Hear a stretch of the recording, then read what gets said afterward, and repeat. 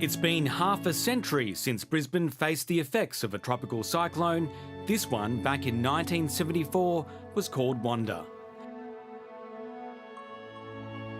Around 7,000 homes were lost, 16 people died, and weeks later, a second tropical cyclone called Zoe made landfall at Coolangatta. But no matter how well prepared we might be, if Zoe comes suddenly roaring in upon us now, we'll just have to go through it all again like a nightmare that keeps on coming back. Now southeast Queensland and northern New South Wales face another potential nightmare, Tropical Cyclone Alfred. This is a rare event to have a tropical cyclone in an area that is not classified as part of the tropics here in southeast Queensland and northern New South Wales. What we have here is three natural disasters in one: a coastal impact of significance, a wind impact of significance, and then the significant flash flooding and riverine flooding. That is something that they have not experienced for a long, long time, and that is what we're planning for. Alfred began as a tropical low that formed in the Coral Sea in mid-February, but soon strengthened. That was due in part to a combination of very warm sea surface temperatures as well as favourable winds and lots of tropical moisture pouring into the system. And a few days later, on the 23rd of February, it was named Tropical Cyclone Alfred, well off the north coast of Queensland and to the south of Papua New Guinea. Its path was uncertain.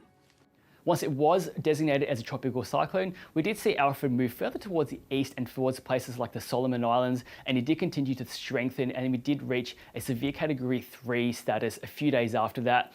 Beyond that, we have seen Tropical Cyclone Alfred track towards the south over the Coral Sea. It did sort of fluctuate in between a severe Category 3 and a severe Category 4 system. As the cyclone moved back towards Australia, it weakened. Yesterday, we did see Tropical Cyclone Alfred make a U-turn back towards the Queensland coast as a Category 2 system, and as of tonight, it sits around 300 kilometres to the east of Brisbane. Australia's cyclone season is from November to April, with the northwest coast between Broome and Exmouth in Western Australia the most cyclone prone, followed by North Queensland and the top end. A cyclone this far south and this close to the Australian coast is unusual, but not without precedent. What happens in La Nina years like this year is that cyclones tend to move further towards Australia and further south than they otherwise do, and that's because of all the warm water that tends to pile up against Australia in La Nina years. The most dangerous cyclones are Category 5, but when Tropical Cyclone Alfred makes landfall on Friday morning, it's expected to be Category 2. A Category 2 cyclone with wind speeds up to 150 kilometres an hour will cause significant damage. A cyclone like this one is going to impact on several hundred kilometres of coastline through the waves and storm surge that's associated with cyclones. And of course the rainfall can be quite extensive. The Sunshine Coast, Brisbane and the Gold Coast are all in the firing line. Northern New South Wales is also in its path, including Byron Bay, Ballina and Lismore. So it's a very large area, not just the immediate coastal fringe, but well inland as well. We could be talking thousands of homes that may be impacted. It's yet another blow for communities in the northern rivers, still recovering from the devastating floods of 2022. The third anniversary was last week. I said yesterday that we'd put the ADF on standby.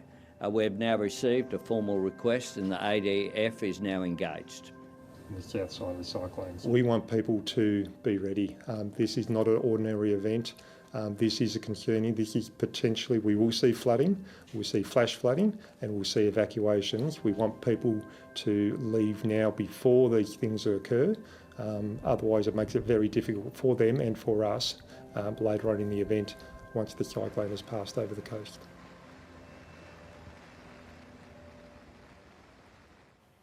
And again, a reminder that for the most up-to-date information in your area, tune into your local ABC radio station on a battery-powered radio or visit abc.net.au/emergency.